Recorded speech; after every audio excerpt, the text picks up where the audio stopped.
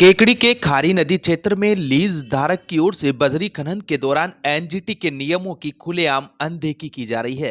Lease धारक भरत सिंह शेखावत की ओर से एलएनटी व जेसीबी मशीनों के माध्यम से अंधाधुंध गहरा खनन किया जा रहा है। इस दौरान करीब 3 मीटर से अधिक तक गहरा अवैध खनन कर नदी क्षेत्र में बड़े बड़े गड्ढे कर दिए गए हैं, जिससे खारी नदी का प्राकृतिक अस्तित्व और पारिस्थितिकी तंत्र गंभीर संकट में आ गया है। नदी के किनारों और भीतर तक खनन कर खुलेआम एनजीटी नियमों की धज्जियां उड़ाई जा रही है। गुलगांव ग्राम पंचायत के प्रशासक नीरज चौधरी ने बताया कि खारी नदी में नियमों को ताक पर रखकर गहरा खनन किया जा रहा है, जिससे नदी का पारिस्थितिकी संतुलन प्रभावित हो रहा है। बता दें कि 19 दिसंबर 2025 को एनजीटी ने राजस्थान राज्य प्रदूषण नियंत्रण बोर्ड के क्षेत्रीय अधिकारी को खनन पट्टा क्षेत्र का निरीक्षण कर यह जांच करने के निर्देश दिए थे कि पर्यावरण मंजूरी, संचालन की अनुमति और पर्यावरणीय शर्तों का पालन हो रहा है या नहीं। अधिकारी को रिपोर्ट ट्रिब्यूनल में पेश करने के निर्देश भी दिए गए थे।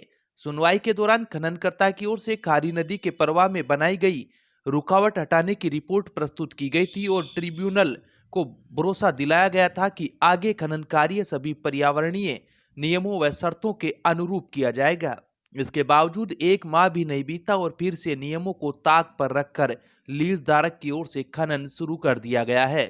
इससे पहले 19 नवंबर 2024 को एनजीटी ने संयुक्त समिति गठित कर खनन पट्टाधारकों द्वारा पर्यावरणीय शर्तों के पालन की जांच के आदेश दिए थे। समिति की रिपोर्ट में गंभीर उल्लंघनों का खुलासा हुआ था। इसके बाद 3 जुलाई 2025 को एनजीटी ने एहतियाती सिद्धांत अपनाते हुए खनन पट्टे और आसपास के क्षेत्रों में खनन पर रोक लगा दी थी। सूत्रों के अनुसार लीज धारक की ओर से रसूख रखने वाले लोगों को बजरी खनन के लिए टोकन बांटे जा रहे हैं। अब तक करीब 50 से अधिक लोगों को टोकन दिए जा चुके हैं। टोकन लेने वाले खननकर्ता बिना किसी स्वीकृति के जेसीबी मशीनों से मनमर्जी से नदी में खनन कर रहे हैं, जिससे नदी क्षेत्र का प्राकृतिक स्वरूप तेजी से बिगड़ रहा है। खारी नदी क्षेत्र में लीज धारक द्वारा कृषि भूमि को किराए पर लेकर बजरी का स्टॉक कर व्यवसायिक गतिविधियां की जा रही है। मेरू कला व गुलगांव के टीपी पॉइंट पर कृषि भूमि का व्यावसायिक उपयोग किया जा रहा है, जो काश्तकारी नियमों के खिलाफ है। इसके बावजूद राजस्व विभाग के जिम्मेदार अधिकारी आंखें मूंदे बैठे हैं। बिना कॉमर्शियल पंजीकरण वाले कृषि ट्रैक्टरों के जरिए ओवरलोड बजरी का परिवहन व स्टॉक किया जा रहा है। धर्मकांटे पर ओवरलोड ट्रैक्टरों को तोलकर दड़ले से बजरी का भंडारण किया जा रहा है। टीपी पॉइंट पर बिना अनुमति के जेसीबी मशीनों से खनन किया जा रहा है, जो नियमों के विपरीत है। आज से तकरीबन 2 वर्ष पूर्व जनवरी 2024 के अंदर हमने माननीय न्यायालय एनजीटी के अंदर केस दायर किया था, जो कि लीज धारक ने जो इल्लीगल रूप से जो माइनिंग करी या लीज धारक के खिलाफ 2 साल से हम केस लड़ रहे हैं, उसके ऊपर माननीय न्यायालय ने संज्ञान लेते हुए लीज पर रोक लगा दी थी। और अभी पिछली 19 तारीख को लीज से रोक हटी है। जिस प्रकार अभी आप देख रहे हैं यहाँ चारों तरफ ये जो बोल्डर्स पड़े हैं, पत्थरों के बोल्डर्स, इन बोल्डर्स को नदी का फ्लो रोका गया और पूरी पुलिया की तरह बना दिया गया और उसकी वजह से नदी का फ्लो रोका गया। तो माननीय न्यायालय ने संज्ञान लिया और वर्तमान जितना ही प्रशासन है, आदरणीय एसडीएम मैडम हुए, डिप्टी साहब हुए, सब ने हमें सहयोग किया और उन बोल्डरों को हटवाया। प्रशासन का बहुत बढ़िया सहयोग रहा और उस कारण ये नदी आज सुरक्षित होने की कगार पर है। लेकिन बोल्डर्स हटाने के बाद में माननीय न्यायालय द्वारा इनको पिछली 19 तारीख को राहत प्रदान की गई कि वे आप माइनिंग कर सकते हैं, लेकिन आप नियमबद्ध और चरणबद्ध तरीके से जो कि माइनिंग के रूल्स हैं उनके हिसाब से आपको माइनिंग करनी है। लेकिन अभी भी जो एनजीटी के नियमों की खुलेआम धज्जियां उड़ रही है, जिस प्रकार बेड से माइनिंग करने के बजाय ये अपने जो बैंक को क्षतिग्रस्त कर रहे हैं और जो इकोलॉजी नदी की जो बिगड़ रही है और साथ में पर्यावरण की दृष्टि से जो इनके मानक थे, इन्होंने जो पर्यावरण की दृष्टि से जो मानक थे वो भी पूरे फुलफिल नहीं किए। दूसरी बात, आगामी 11 मार्च को हमारी अगली तारीख है सुप्रीम कोर्ट एनजीटी के अंदर। एनजीटी के अंदर हमारा अगला कदम ये रहेगा, हम हमारी लड़ाई जारी रख रहे हैं नदी के संरक्षण के लिए, आम जन के लाभ के लिए। और अगली 11 मार्च को हम लोग कई तथ्यात्मक रूप रखेंगे ताकि इस लीज धारक द्वारा जो इलीगल एक्टिविटीज़ की गई और जो करी जा रही हैं, इसको पूर्ण रूप से बंद की जाए।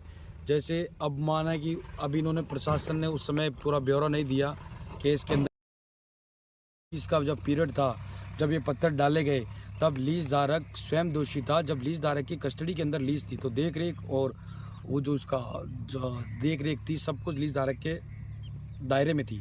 तो लीज धारक होने के बावजूद अगर यहाँ पत्थर डलें तो कहीं ना कहीं ये शंका पैदा करता है कि लीज धारक द्वारा ही डाले गए, या फिर इसके ऊपर जो भी शास्ति होनी चाहिए वो माननीय न्यायालय निर्धारण करेगा। और ये लड़ाई जनहित के लिए जारी रहेगी, और अगर भविष्य में इस प्रकार अवैध रूप से जो खनन होंगे तो उसके खिलाफ आवाज़ उठाते रहेंगे, जन आंदोलन की जरूरत भी पड़ेगी।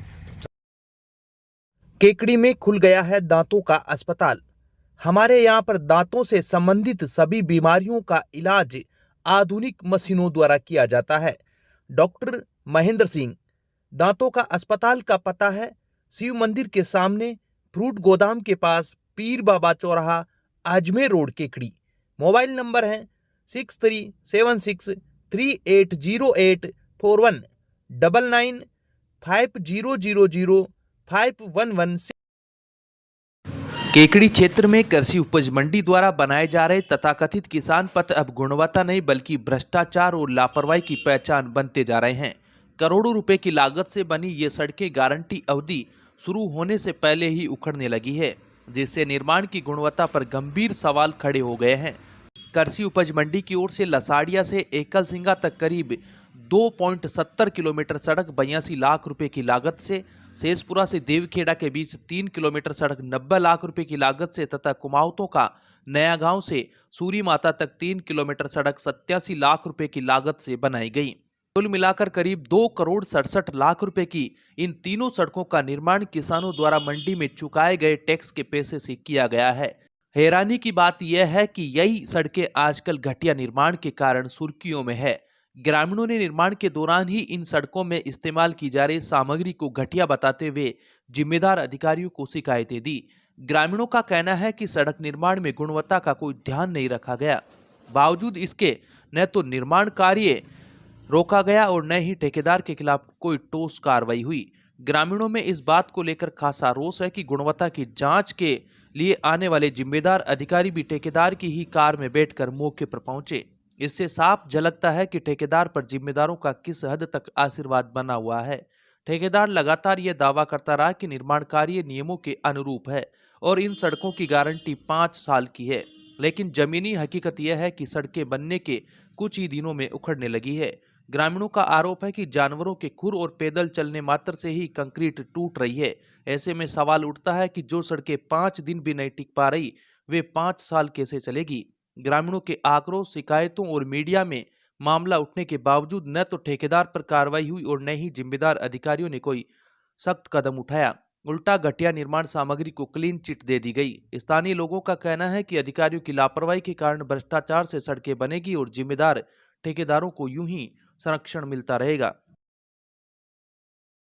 केकड़ी अवैध खनन व अवैध खनिज परिवहन के खिलाफ चलाए जा रहे अभियान के तहत खनिज विभाग एवं पुलिस की संयुक्त टीम ने कार्रवाई करते हुए अलग अलग स्थानों से खनिज से भरे 3 वाहनों को जब्त किया है।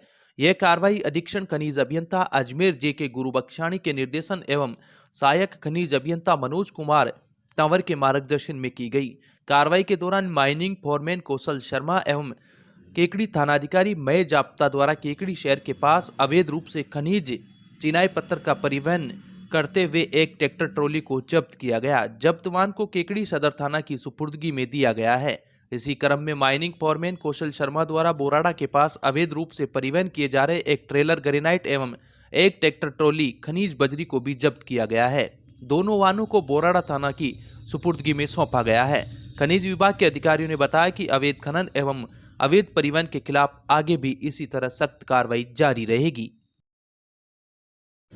केकड़ी क्षेत्र में शनिवार अल सुबह से घना कोहरा छा गया, जिससे जनजीवन प्रभावित हुआ।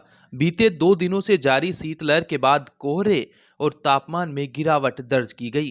केकड़ी शहर और आसपास के ग्रामीण इलाकों में तड़के करीब 4 बजे से कोहरा छाना शुरू हो गया था, जो सुबह तक और घना हो गया। इस सर्दी के मौसम में यह तीसरी बार है जब क्षेत्र में इतना घना कोहरा देखा गया। कोहरे का सर्वाधिक प्रभाव ग्रामीण क्षेत्रों में रहा, जहां विजिबिलिटी घटकर मात्र 50 मीटर रह गई। कम विजिबिलिटी के कारण वाहन चालकों को काफी दिक्कतों का सामना करना पड़ा, जिससे कई स्थानों पर वाहन धीमी गति से चलते नजर आए। शीतलहर और घने कोहरे के कारण जनजीवन पूरी तरह प्रभावित रहा। सुबह के समय लोग घरों से बाहर निकलने से बचते रहे। वहीं ठंड से बचाव के लिए लोग जगह जगह अलाव तापते हुए देखे गए। एक ओर जहां आमजन को ठंड और कोहरे से परेशानी हो रही है, वहीं दूसरी ओर यह कोहरा किसानों के लिए लाभदायक सिद्ध हो रहा है। कोहरे के कारण फसलों को पर्याप्त नमी मिल रही है, जिससे किसानों को सिंचाई की आवश्यकता नहीं पड़ रही। अब विक्टर ब्रांड के कंप्यूटराइज्ड धर्म कांटा खरीदिए केकड़ी में विक्टर स्केल कंपनी से 100 ग्राम से 200 टन तक के भारत सरकार से मान्यता प्राप्त कंपनी विक्टर ब्रांड के कांटे उपलब्ध है। विक्टर स्केल कंपनी पर आपको मिलेगी सभी प्रकार के कंप्यूटराइज्ड धर्म कांटों की सेल एंड सर्विस सुविधा।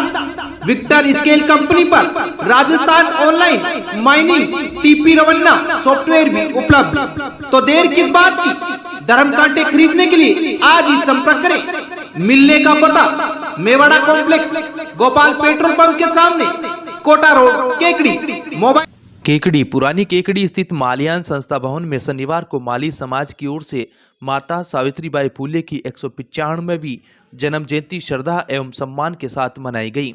कार्यक्रम की शुरुआत समाज के संरक्षक गीलूराम किरोड़ीवाल, पूर्व पार्षद धनराज कच्छावा व घीसालाल गढ़वाल द्वारा दीप प्रज्वलित कर की गई। इसके बाद वक्ताओं ने माता सावित्रीबाई फुले के जीवन, संघर्ष और योगदान पर प्रकाश डाला। मंडल अध्यक्ष हेमराज कच्छावा ने बताया कि माता सावित्रीबाई फुले भारत की सामाजिक चेतना को नई दिशा देने वाली महान विभूति थी। उन्होंने उस दौर में नारी शिक्षा की ज्योति जलाई जब समाज में बेटियों को पढ़ाना पाप माना जाता था। उन्होंने अपमान, तिरस्कार और संघर्षों का सामना करते हुए बालिकाओं, विधवाओं एवं वंचित वर्ग को शिक्षा का अधिकार दिलाने के लिए अपना संपूर्ण जीवन समर्पित कर दिया। वक्ताओं ने कहा कि सावित्रीबाई फुले केवल इतिहास की पात्र नहीं बल्कि आज और आने वाली पीढ़ियों के लिए प्रेरणा स्रोत है। उनका जीवन यह संदेश देता है कि जागरूकता और शिक्षा के माध्यम से ही समानता एवं न्यायपूर्ण समाज की स्थापना संभव है।